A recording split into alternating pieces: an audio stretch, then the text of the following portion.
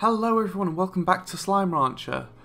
My name's Chris Kenner and today we're going to be exploring the story that goes with the very last area of this game, the Glass Desert. This is the culmination of all the plot up to this point. As usual, I'm here by myself at the moment, but Karma will be with us for the sections where we review some of the starmails that we get from Casey, who seems to have been very close friend of Beatrix's from back when she was on Earth. If I dash across the Glass Desert, you can hear some of my my machines going in the background. I'll have to do some more with those at some later point. There's lots more still to demonstrate, and lots that I can show you, lots of cool little bits about this game. But for now, we're focusing on the story. So here's the first Hobson Hologram. The Glass Desert is a fascinating place, but you need to be on guard. At any moment, a dangerous solar anomaly can occur that will cause all heck to break loose for a spell. You'll know it when you see it, and when you do, head for cover or risk burning your tuchus. I'm struggling with that one. But yeah, he's talking about when the sky goes red and fire just rains down. So the next one's actually not too far away, it's just through here. And this is the first oasis puzzle that you see, where you get the sort of the special water from there. What does he say? The desert is a harsh place for sure, but there are little pockets like this where life is waiting to flow back into the soil and reach towards the clouds. Of course it might happen a little faster if you give it a helping hand. Use that noggin, Beatrix. And he's talking about putting the plorts and the statues that are out dotted around the area to activate that so that you can actually open up those oases. London. I know it was the right thing to do. I appreciate you letting me know, but it never really felt the same as having you close by. London was an opportunity I couldn't pass up, an opportunity to tour and do what I love.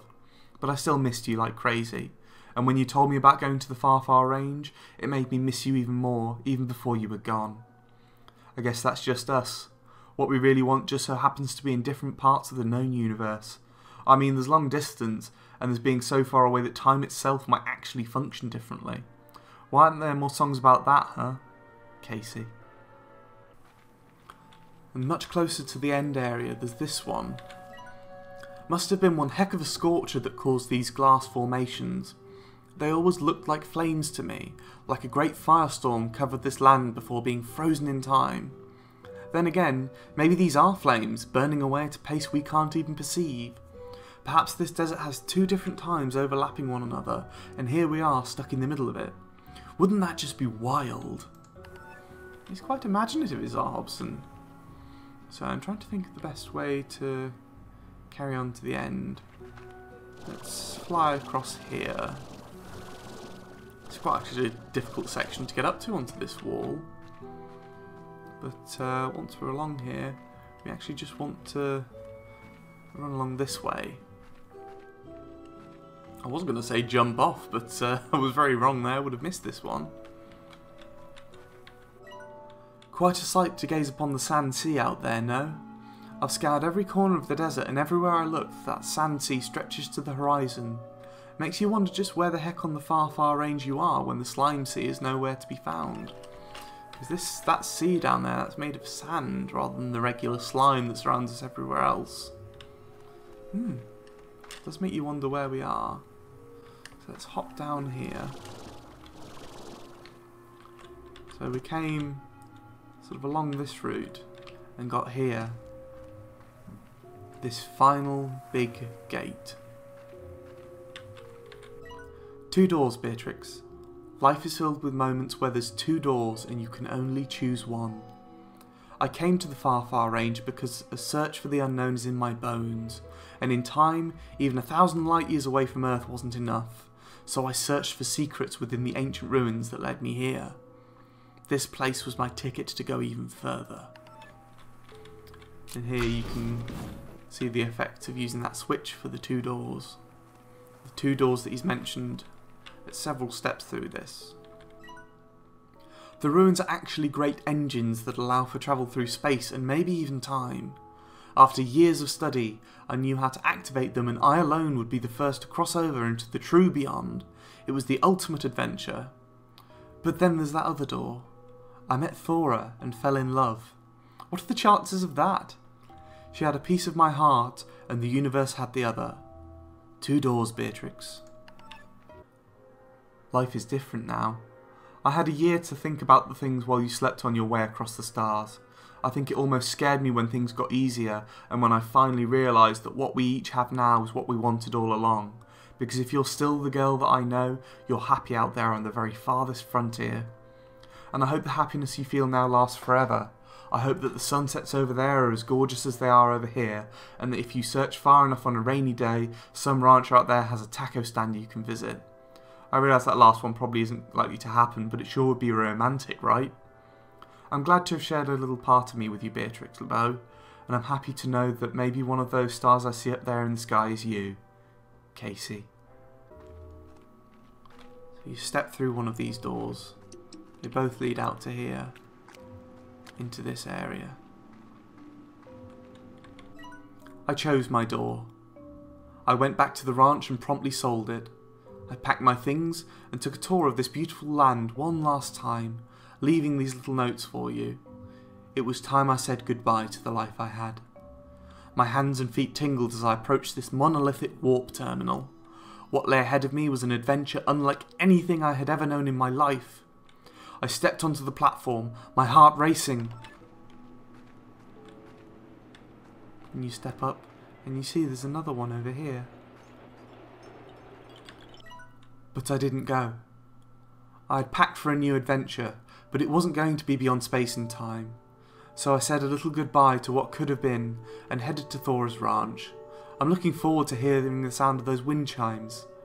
I've never been in love before, never known anything like it. It's time I got to knowing what all the fuss is about. So good luck to you, Beatrix. Always remember to use your head, but let your heart do the thinking every now and again. It might surprise you. And that's the last you hear from Hobson. And the last area of this game. There's no way to unlock this warp terminal that I know of. There's no more statues. It's possible to climb up this bit a little, but there's not a whole lot up there. So let's see what that last message from Casey says. And 6 hours after reading that Life is Different Now mail, you get another tour. Hi B, there's another tour coming up, and I have a feeling that this will be the one. So here I am, packing my bags and thinking of you. Maybe this is how it felt when you were leaving for your big adventure. Lots of excitement, lots of butterflies. And even though I know you're so far away, I keep thinking that maybe I'll catch you somewhere out there in the crowd. If that ever happens, I promise I'll sing a song for you. It wouldn't be the first time. Casey. Aww, that's really sweet. And that's the last star mail from him. We thought it was the previous one. And if I go return to ranch, that day Beatrix took a moment to reflect. She thought about Hobson and Thora and the adventures she'd had exploring the far, far range. But most of all, she thought of Casey and wondered where life would take her next.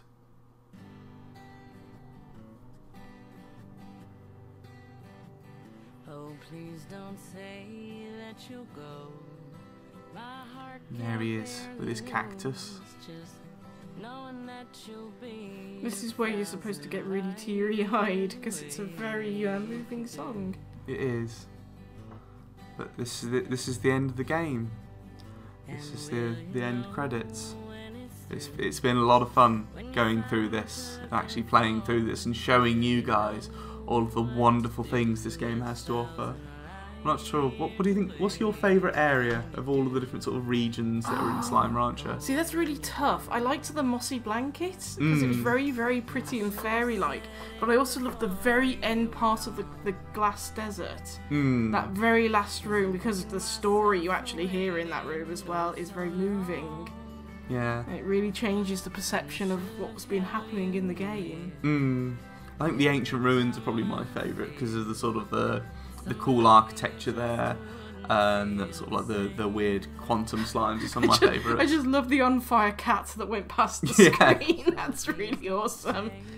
What would you say your favourite type of slime was? Oh god, the kitty slimes. Like, if I was gonna pick an actual just plain slime, the cat ones. But my favourite Largo was the honey cats. Yeah. And I know that the people that make Slime Rancher also make a honey cat t-shirt, and I really want it.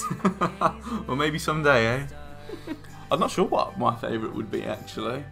Also, I really love the crystal-y looking ones. The not crystal the crystal slimes, no? No, the mosaic slimes. Oh, the that's mosaic the one. slimes. I love those because of the pretty colours that they come in. They're so pretty. I think the tangle slimes are my favourite because of how they can, like, gather food. Oh, remember you made a Largo that looked like a Bulbasaur? Yes. Well, no, we found one that looked like a Bulbasaur. Yeah, we will demonstrate some of those. This won't be our last Slime Rancher video. There you've got Beatrix there with the backpack. Now, we were talking over that song, but if you want to hear it properly, go and buy this game. It's not very expensive. There's a link to it in the video description because it's got so much to offer you. If you're really struggling as well, like there's going to be a Steam sale soon. There's always one around the corner. It'll be half price usually, and that's when we bought it. It was like half price, about £7. For every new pioneer on every new frontier, be brave, be bold. It is and stay wiggly. It's a really emotional ending, really. I was quite surprised when I started playing this that there was a love story kind of built in. Like 2 love stories, in fact. You get 2 for the price of 1 there. So, yeah, that was like really, really sweet. Yeah. There is one last star mail from Hobson Twilgers. Hello, Beatrix. I just wanted to say thanks for taking care of the old ranch. I know I left it in a bit of a sorry state, and from what I hear, it's looking mighty fine these days. It makes me feel all warm and fuzzy knowing that it's in such good hands. As a little thank you, I've activated 3 secret vaults that I built years ago to stash a small fortune of mine. I'd always planned on using it as walking around money in the great beyond, but I ain't needing for that no more. But you know me, I like a good adventure. I'm not telling where the vaults are located. Go explore. So we get to go and try and find Hobson's vaults and see where he's put those and see what's in them. So we will get to that, I think, in the next episode. Yeah. But for now, thank you guys so much for watching and for coming with us on this journey through this game. And we will see you in the next episode.